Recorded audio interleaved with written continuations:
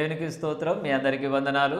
ఈ దినము కొరకు ఏర్పరచబడినటువంటి లేఖన భాగము అపోస్తుల కార్యం 3వ అధ్యాయము 18వ వచనం చదువుకుందాం రండి.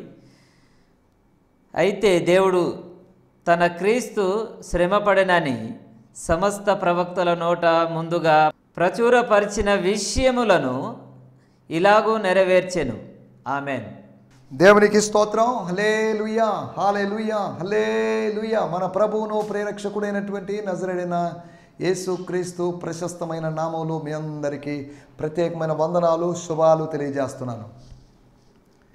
ఈ కార్యక్రమం కోసం, ఈ కార్యక్రమాన్ని వీక్షించడానికి, ఈ కార్యక్రమంలోని వాక్య వివరణ మీరు తెలుసుకోవడానికి, ఈ వాక్యం ద్వారా ఆత్మీయంగా మేలు పొందడానికి మీరు మీ అమూల్యమైన సమయాన్ని కేటాయించినందుకు మీకు అందరికీ ప్రత్యేకమైనటువంటి కృతజ్ఞతలు, వందనాలు తెలియజేస్తున్నాను. అభినందిస్తున్నాను మిమ్మల్ని. స్తోత్రం, స్తోత్రం. I appreciate you as you spare your precious time to watch this message or TV programme. దేవుని స్తోత్రం. హల్లెలూయా, స్తోత్రం. ఆత్మీయంగా ఎదుగుతున్నారని నేను భావిస్తున్నాను. మీరు ఆత్మీయంగా ఎదగడానికి కావలసినంత ప్రోత్సాహం ఇవ్వడానికి దేవజనుడిగా నేను సిద్ధంగా ఉన్నాను. నా నంబర్స్ 2 వాట్సాప్ నంబర్స్ పైన డిస్ప్లే అవుతున్నాయి. నా ఈమెయిల్ ఐడి ఉంది gfihmi2015@gmail.com. GFI అనగా గిడియోన్ ఫెలోషిప్ ఇంటర్నేషనల్, HMI అనగా he must increase. gfihmi2015@gmail.com. Just ఈమెయిల్కి మీరు హాయ్ అనో, ప్రైజ్ లాడనో, I'm so and so from Nellore అనో, లేకపోతే చిత్తూరు అనో, లేకపోతే కడప అనో, లేకపోతే నంద్యాల అనో, లేకపోతే హైదరాబాద్ అనో ఏదో పెట్టి ఒక మెసేజ్ పెట్టండి. మెసేజ్లోంచి మీకు ఏదైనా డౌట్స్ ఉన్నా, ఏదైనా విమర్శించాలనుకున్నా మీరు స్వేచ్ఛగా విమర్శించవచ్చు. దాని గురించి మనం డిస్కస్ చేసుకోవడానికి ప్రయత్నం చేస్తాం. అలాగని నేను చెప్పే మాటలు మిమ్మల్ని కన్విన్స్ చేస్తే అని నేను అనుకోవడం లేదు. పరిశుద్ధాత్ముడే మిమ్మల్నైనా నన్నైనా కన్విన్స్ చేయాలి. స్తోత్రం. మనం నొప్పించేవాళ్ళం, కానీ ఆయన ఒప్పించేవాడు. ఒప్పించే వాళ్ళకి తేడా ఉంది. మనం కటువుగా మాట్లాడి నొప్పిస్తామేమో, కానీ ఆయన సున్నితంగా మాట్లాడి మనల్ని ఒప్పింపజేస్తాడు. దేవుని స్తోత్రం. ఆయన ఆదరణకర్త. దేవుని స్తోత్రం. హల్లెలూయా. ఆయన అల్లరికి కర్త కాడు, ఆయన సమాధానమునకు కర్త, ఆయన అయోమయానికి కర్త కాడు. దేవుని స్తోత్రం. హల్లెలూయా, స్తోత్రం.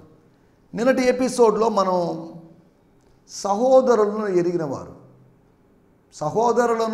వారు చాలామంది ఉన్నారు. వాళ్ళలో నలుగురు గురించి మనం ఆలోచించాం. సహోదరుల యొక్క స్వభావాన్ని, సహోదరుల యొక్క ట్రూ కలర్ని, నిజ స్వరూపాన్ని ఎరిగినటువంటి వాళ్ళ గురించి మనం మాట్లాడుకున్నాం. ఏంటి సహోదరుల గురించి ఏమి ఎరిగి ఉండాలి?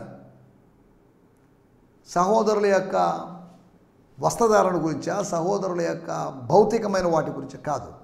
సహోదరులు ఒక పని చేసినప్పుడు ఆ పని ఎందుకు చేశారు, యేసును అప్పగించడంలో ఉన్న వాళ్ళ ఉద్దేశం ఏంటి అనే దాని గురించి పేతురు, పౌలు, పిలాతు, యేసు అనేటువంటి నలుగురు వ్యక్తుల యొక్క అభిప్రాయాలు, వాళ్ళ యొక్క భావాల్ని మనం పరిగణలోకి తీసుకొని మాట్లాడుకున్నాం గత సందేశంలో. సహోదరుల గురించినటువంటి సమాచారం, సహోదరులను ఎరిగినవారు. మనము మన తోటి సహోదరులను ఎరగాలి. ఎరగడం అంటే వాళ్ళ గురించి తెలుసుకోవాలి, వాళ్ళని ఆత్మలో వివేచించాలి. వాళ్ళు తప్పిదారు పడుతున్నప్పుడు వాళ్ళని సరిచేయాల్సినటువంటి బాధ్యత మనకుంది. ఈ మాట చెప్పినప్పుడు నేను ఒక మాట మీకు జ్ఞాపకం చేస్తాను. గలతీయులకు రాసిన పత్రిక 6వ అధ్యాయము 1వ వచనం. సహోదరులారా, ఒకడు ఏ తప్పిదములోనైనను చిక్కుకొనేడలా ఆత్మ సంబంధులైన మీలో ప్రతివాడు, ఆత్మ సంబంధులైన మీలో కొద్దిమంది అని కాదు, ఆత్మ సంబంధులైన మీలో ప్రతివాడు తానును శోధింపబడుదునేమో అని తన విషయమై చూచుకొనుచు సాత్వికమైన మనసుతో అటువాడిని మంచి దారికి తీసుకొని రావాలి. సహోదరులను మంచి దారికి తీసుకొని రావాలట. మంచి దారికి తీసుకొని రావాలి అన్నప్పుడు మరొక మాట నాకు గుర్తొచ్చింది. దాన్ని కూడా చదువుతాను. యాకోబు పత్రిక 5వ అధ్యాయం పేజీ నెంబర్ 213లో రాయబడిన మాట. నా సహోదరులారా, మీలో ఎవడైనను సత్యము నుండి తొలగిపోయినప్పుడు మరి ఒకడు అతన్ని సత్యమునకు మళ్ళించిన ఎడల, అనగా తిప్పిన ఎడల ఏం జరుగుతుంది? ఏమైనట్టు? పాపిని వాని తప్పు మార్గం నుంచి మళ్ళించువాడు మరణము నుండి ఒక ఆత్మను రక్షించి, ఒక వ్యక్తిని రక్షించి అనేక పాపములను కప్పివేయనని తాను తెలుసుకొనవలెను. దేవుని స్తోత్రం. హల్లెలూయా. స్తోత్రం. కాబట్టి మనకు ఒక బాధ్యత ఉంది సహోదరుల పట్ల. సహోదరులను ఎరిగిన వాళ్ళుగా ఉండాలి. సహోదరుల యొక్క కష్ట నష్టాలు చూచి కదిలిపోయాడు మోషే. నా జాతి వారికి, నా జనులకు అన్యాయం జరుగుతుంది ఐగుప్తీయుల చేత. ఈ సమస్యకు అనేక సంవత్సరాలుగా జరుగుతున్నటువంటి ఈ అణిచివేతకు ఒక పరిష్కారం దొరకాలి. అది తన ద్వారానేమో, అది దేవుడు తనను వాళ్ళ మధ్యలోకి పంపించడం ద్వారానేమో అని భావించాడు.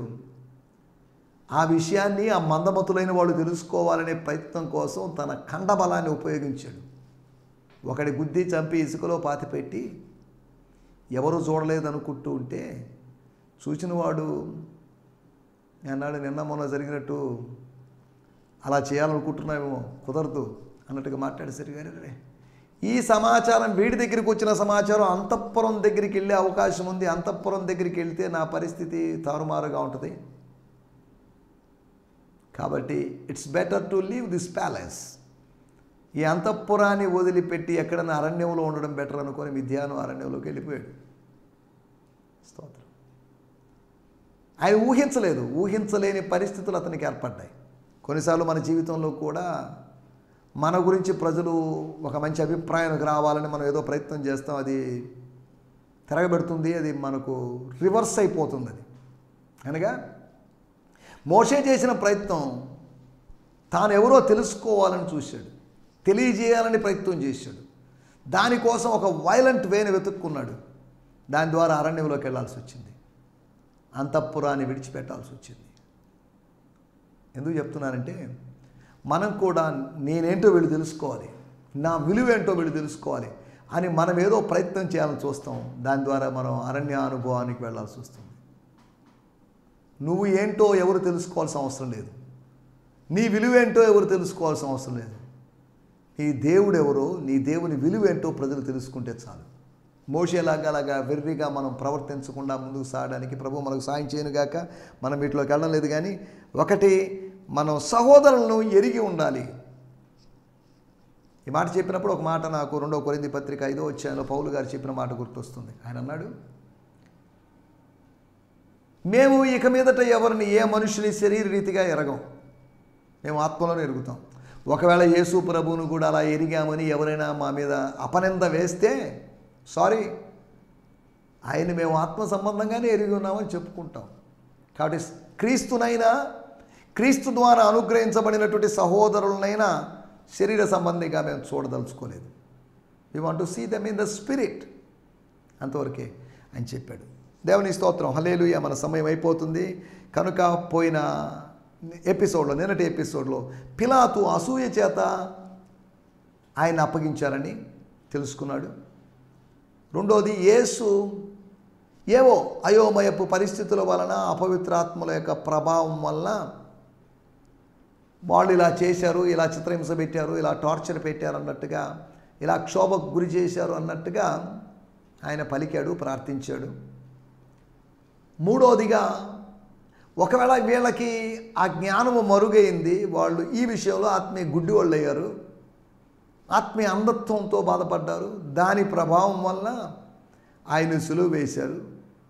అలా ఆ జ్ఞానమే కానీ వాళ్ళకి తెలిసి ఉంటే ప్రభువుని సెలవు వేసిండే వాళ్ళు కాదు అని ఒక రీజనింగ్ చెప్పాడు పౌలు గారు. తర్వాత పేతురు గారు చెప్పినట్టు మాటను బట్టి నాకు తెలుసు మీ గురించి ఏంటో, ఎప్పుడు తెలిసిందో ఏంటో, మరి అలా ప్రసంగిస్తున్నప్పుడే ఆయనకి ప్రత్యక్షత అనుగ్రహించబడిందేమో, రివిలేషన్ అనుగ్రహించబడిందేమో. మొదటి అధ్యాయంలో ప్రసంగానికి ఆయన నోట్స్ రాసుకోలేదు, 1, 2, 3 పాయింట్లు లేవు. రెండవ ప్రసంగంలో కూడా నోట్స్ ఏం రాసుకున్నట్లేదు, 1, 2, 3 అనే పాయింట్లు లేవు, ఓ టైటిల్ లేదు, మధ్యలో ఏదో ఉపమానం అంటూ ఏమీ లేదు. జనాలను ఆకట్టుకునే ప్రసంగం ఏం కాదు.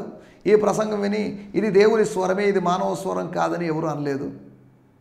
కానీ దేవుని కార్యం జరిగింది, వాళ్ళు గుచ్చబడ్డారు. అపోస్తల కార్యం 2వ అధ్యాయంలో హేరోదు ప్రసంగం వల్ల ఎవరు గుచ్చబడలేదు. కానీ అనగా పరిశుద్ధాత్మ ద్వారా వచ్చేటువంటి సందేశము మన ఆంతర్యములోకి చొచ్చుకొని పోతుంది. మన ప్రాణాత్మలను మూలులను విభజించునంత మట్టుకు దూరచ్చు. డీప్గా వెళ్ళిపోతుంది దేవుని వాక్యం. దేవుని స్తోత్రం, హల్లెలూయా. వీటి గురించి మనం గత ఎపిసోడ్లో ఆలోచించాం. సహోదరుల గురించి ఎరిగిన వారుగా ఉండాలని మనం ఆలోచించాం. రండి మనం ఈ సమయంలో దేవుని వాక్యాన్ని ధ్యానించుకుందాం. మన ధ్యానం నిమిత్తమై అపోస్తల కార్యములు 3వ అధ్యాయము 18వ వచనం. అపోస్తల కార్యములు 3వ అధ్యాయం 18వ వచనం. అయితే దేవుడు తన క్రీస్తు శ్రమపడనని సమస్త ప్రవక్తల నోట ముందుగా ప్రచురపరిచిన విషయములను ఇలాగు నెరవేర్చెను. అయితే అంటే ఏంటి? మీరును మీ సహోదరులను తెలియక చేశారు అని నాకు అర్థమైపోయింది, నేను గ్రహించాను. అనగా అపోస్తల కార్యములు 10వ అధ్యాయంలో కొర్నేలి ఇంట్లో చెప్పినట్లుగా నాకు అర్థమైంది. ఏమర్థమైంది? ఏ మనుష్యుడు నిషేధింపదగిన వాడు కాదు, దేవుడు పక్షపాతి కాదు అనే విషయం నాకు తెలిసింది అని చెప్పినట్టుగా ఇక్కడ కూడా చెప్తున్నాడు. మీరు మీ అధికారులు కలిసికట్టుగా చేసినటువంటి, నిజముగా కూడుకొని చేసినట్టు కార్యం నాకు అర్థమైంది. అయితే మాత్రం ఏంటి? మీరేమైనా చేసుకోండి, దేవుడు తన క్రీస్తు శ్రమపడునని సమస్త ప్రవక్తల నోట ముందుగా ప్రచురపరిచిన విషయములను ఇలాగూ నెరవేర్చను. ఎవరు నెరవేర్చింది? దేవుడు నెరవేర్చాడు. దాని గురించి చదువుదాము. But in spite of what you have done, God has fulfilled what he foretold through the prophets long ago about the sufferings of his anointed one. స్తోత్రం. వాడుక భాషలో చదువుకుందాం. కానీ క్రీస్తు తప్పక చనిపోవాలి, క్రీస్తు తప్పక చనిపోవాలని అని ప్రవక్తలందరి ద్వారా దేవుడు ముందే పలికిన వాక్కుల్ని ఈ విధంగా నిజం చేశాడు. ఈ విధంగా నిజం చేశాడు అనగా ఇలాగూ నెరవేర్చాడు. He made them true by this way, he fulfil those things by this way. మన టైటిల్ కూడా చూడండి, ప్రవక్తల మధ్య ఐక్యత. ప్రవక్తల మధ్యలో ఐక్యత ఉండాలి, సహోదరుల మధ్యలో ఐక్యత ఉండాలి. ప్రవక్తల మధ్యలో ఐక్యత ఏంటి? ఎందుకు ఐక్యత? సమస్త ప్రవక్తల నోట, కొంతమంది ఒకరిద్దరు ప్రవక్తలని కాదు, ప్రవక్తలందరి నోట క్రీస్తు యొక్క శ్రమను గురించి, క్రీస్తు యొక్క సఫరింగ్ గురించి, క్రీస్తు యొక్క శిలువ శ్రమల గురించి. స్తోత్రం. క్రీస్తు యొక్క శిలువ శ్రమ అంటున్నప్పుడు ఆదికాండం 21వ అధ్యాయంలో ఇష్మాయేలు బాలుడైనటువంటి ఇస్సాకును పరిహసించడం, గలతీ పత్రిక 4వ అధ్యాయంలో అది సఫరింగ్గా, అనగా ఆత్మ సంబంధిని శరీర సంబంధి ఏ విధంగా వేధిస్తాడు, టార్చర్ పెడతాడు, పర్సిక్యూట్ చేస్తాడు అనడానికి ఉదాహరణగా పౌలు గారు దాన్ని ఎన్నుకున్నాడు. గలతీ పత్రిక 4వ అధ్యాయం. అనగా ఇష్మాయేలీలు ఉన్నారు, ఇస్సాకులు ఉన్నారు.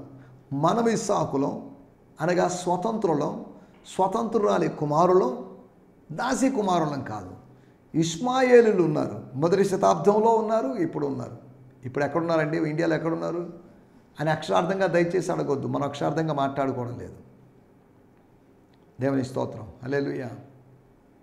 మనం ఇస్సాకులు అంటే వాళ్ళం, ఐజాక్ లాంటి. We are people like Isaac. We are born by the promise. ఇస్సాకు వాగ్దానం వల్ల పుట్టాడు, but we are born by the spirit. వాగ్దానము అనగా వాక్యము, అనగా వ్యక్తి, అనగా యేసు, అనగా ప్రభువు, ప్రభువే ఆత్మ. అనగా దాని అర్థం వారు వాక్యం ద్వారా జన్మించడం, మనం ఆత్మ ద్వారా జన్మించడం, అనగా పరిశుద్ధాత్మ ద్వారా జన్మించడం ఒకటే. ఆ బర్త్ ప్రాసెస్ ఒకటే. అబ్రహాము నీతిమంతులుగా తీర్చబడ్డం, మనము నీతిమంతులుగా తీర్చబడ్డం ప్రాసెస్ ఒకటే. రెండు వాగ్దానాలు, సంతానాన్ని గురించిన వాగ్దానం, స్వాస్థ్యాన్ని గురించిన వాగ్దానముతో అబ్రహాము నీతిమంతుడిగా తీర్చబడ్డాడు. మనకు 2 కాదు 1000 వాగ్దానాలు ఉన్నాయి. ఆ వాగ్దానాల ద్వారా ప్రతి వాగ్దానం మనల్ని నీతిమంతులుగా తీరుస్తుంది. ఒకసారి నీతిమంతులుగా తీర్చబడ్డాం కదా, మళ్ళీ మనల్ని నీతిమంతులుగా తీర్చడం ఏంటి అని అడగొద్దు.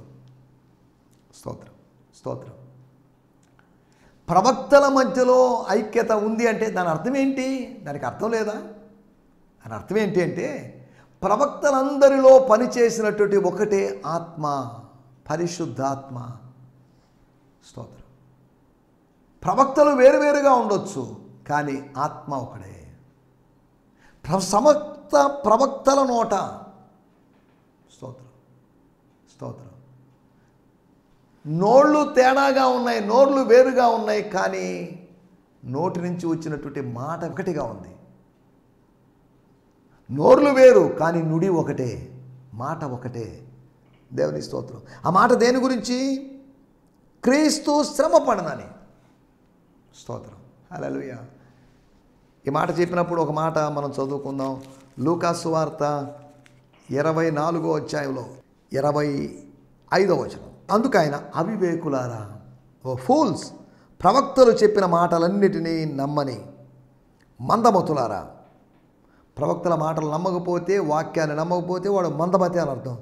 క్రీస్తు ఇలాగూ శ్రమపడి తన మహిమలో ప్రవేశించడం అగత్యము కాదా అని వారితో చెప్పి, మోషేయు సమస్త ప్రవక్తలు మొదలుకొని లేఖనములన్నిటిలో తన్ను గూర్చిన వచనముల భావము వారికి తెలియజేసెను. స్తోత్రం, హల్లెలూయా, స్తోత్రం.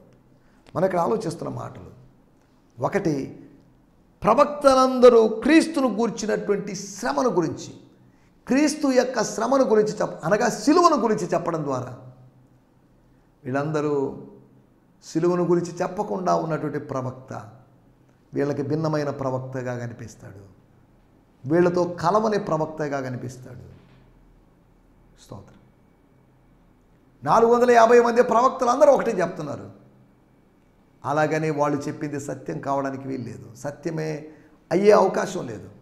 కానీ ఒక్క ప్రవక్త, నిజ దేవునే ప్రవక్త అయినటువంటి ఏలియా చెప్తుంది, యెహోవాయే దేవుడు. వాళ్ళన్నారు యెహోవా దేవుడు కాదన్నారు. ఈ మధ్యలో కొంతమంది మీడియేటర్స్ ఉన్నారు, ఇక్కడి నుంచి అటు వెళ్ళిన వాళ్ళు, ఏలియా దగ్గర నుంచి వాళ్ళ దగ్గరికి వెళ్ళిన వాళ్ళు, నిజ ప్రవక్త దగ్గర నుంచి అబద్ధ ప్రవక్తల దగ్గరికి వెళ్ళిన వాళ్ళు అన్నారు. వాళ్ళు యెహోవా కూడా దేవుడు అన్నారు. వాళ్ళు మీడియేటర్లుగా లేకపోతే తడబడుతూ ఉన్నప్పుడు కూడా అనే మాట వాళ్ళ జీవితంలో వచ్చేసింది. కూడా అనేటువంటి ఆలోచన. తర్వాత వాళ్ళు యెహోవాయే దేవుడు అన్నారు, దైవ కార్యం జరిగింది, అది వేరే విషయం. నేను ఎందుకు చెప్తానంటే, మొట్టమొదటిది క్రీస్తు శ్రమను గురించి చెప్పడం వల్ల వాళ్ళ మధ్యలో, ప్రవక్తల మధ్యలో ఐక్యత. ఎంతమంది ప్రవక్తలు ఏంటో మరి తెలియదు, కానీ స్తోత్రం, ప్రవక్తలందరి మధ్యలో ఐక్యత.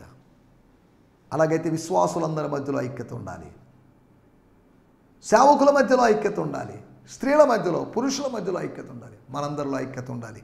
దేవుని స్తోత్రం. రెండో విషయాన్ని నేను మీకు జ్ఞాపకం చేస్తాను. అపోస్తుల కార్యములు 3వ అధ్యాయము 21వ వచనం. అన్నిటికీ కుదురుబాటు కాలము వచ్చునని దేవుడు ఆది నుండి తన పరిశుద్ధ ప్రవక్తల నోట పలికించెను. అంతవరకు యేసు పరలోక నివాసి యుండుట ఆవశ్యకం. స్తోత్రం, స్తోత్రం. అన్నిటికీ కుదురుబాటు కాలములు వచ్చునని దేవుడు ఈ మధ్య కాలంలో అని కాదు, అంత్యదినముల్లో అని కాదు, ఆది నుండి తన పరిశుద్ధ ప్రవక్తల నోట పలికించెను. వాళ్ళకి నోర్లు ఉన్నాయి, మాట్లాడింది వాళ్ళు కాదు, పలికించింది ఈయన. పలికిన వాళ్ళు గొప్ప కాదు, పలికించిన వాడు గొప్ప. పలికిన వాళ్ళు ప్రవక్తలు, పలికించిన వాడు ప్రభు. ప్రభువు ప్రవక్తల కన్నా గొప్పవాడు. దేవుని స్తోత్రం, హల్లెలూయా. చదువుతున్నాను 3వ అధ్యాయము 21వ వచనం. For he must remain in heaven until the restoration of all things has taken place, fulfilling everything that God said long ago through his holy prophets. ఏ ప్రవక్తల గురించి రాయబడింది? పరిశుద్ధ ప్రవక్తల నోట ఆది నుంచి. సమస్త ప్రవక్తలు అన్నాడు, తర్వాత ఇప్పుడు పరిశుద్ధ ప్రవక్తలు. సమస్త ప్రవక్తలు వేరు, పరిశుద్ధ ప్రవక్తలు వేరు అని అనలేదు నేను. స్తోత్రం, స్తోత్రం, దేవుని స్తోత్రం. రెండో విషయం, వాళ్ళు ఏం చెప్పారు? పరిశుద్ధ ప్రవక్తలందరూ ఏం చెప్పారు వీళ్ళు అని ఆలోచిస్తే, ప్రభు సన్నిధిలోంచి వస్తుంది. ఏమొస్తుంది? కుదురుబాటు కాలాలు వస్తాయి, అన్ని కుదుటబడే కాలాలు, అన్నీ సెట్ అయ్యేటువంటి కాలాలు.